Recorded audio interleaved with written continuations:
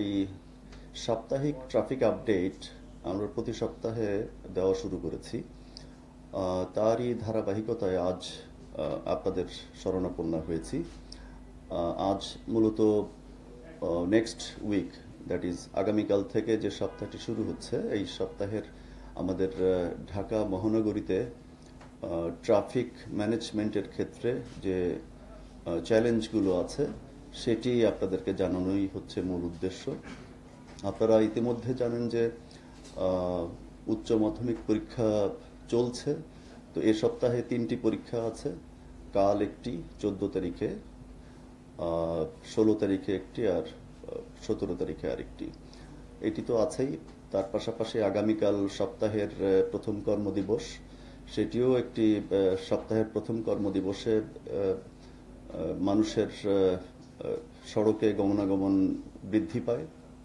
এটিও একটি আমাদের জন্য চ্যালেঞ্জ।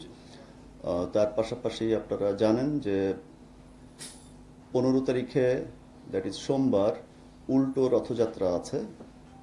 উল্টো রথযাত্রা আপনার ঢাকেশ্বরী মন্দির থেকে শুরু হয়ে স্বামীবাগ ইস্কন মন্দিরে গিয়ে শেষ হবে। সেটি 15 তারিখের দ্বিতীয়ার্ধে।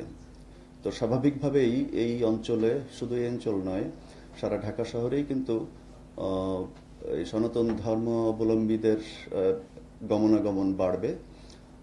তার পাশাপাশি আপনারা জানেন 17 তারিখে আমাদের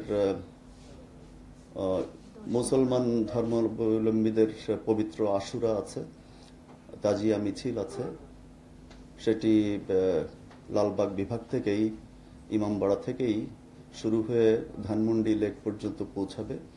তার পাশাপাশি এই তাজিয়া মিছিল বিভিন্ন স্থানেও অনুষ্ঠিত হবে। দ্যাট ইজ 15, 16, 17, এই 3 দিন ধরেই চলবে।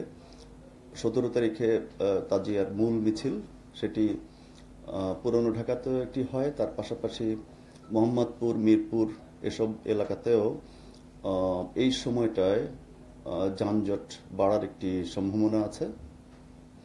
আর তার পাশাপাশি আপনারা দেখছেন যে কোটা সংস্কার আন্দোলনও চলছে। সবকিছু মিলিয়ে আগামী সপ্তাহে আমাদের ট্রাফিকের যে চ্যালেঞ্জগুলো সেটি বললাম, এবং এই চ্যালেঞ্জকে সামনে রেখেই প্রত্যেকটি বিভাগের ট্রাফিকের উপকমিশনারগণ তাদের মতো করে এই ট্রাফিক ম্যানেজমেন্টের ক্ষেত্রে জনভোগান্তি যেন কমাতে পারি আমরা, সেটির ব্যাপারে সকল ডিভিশনে সকল উপকমিশনারগণ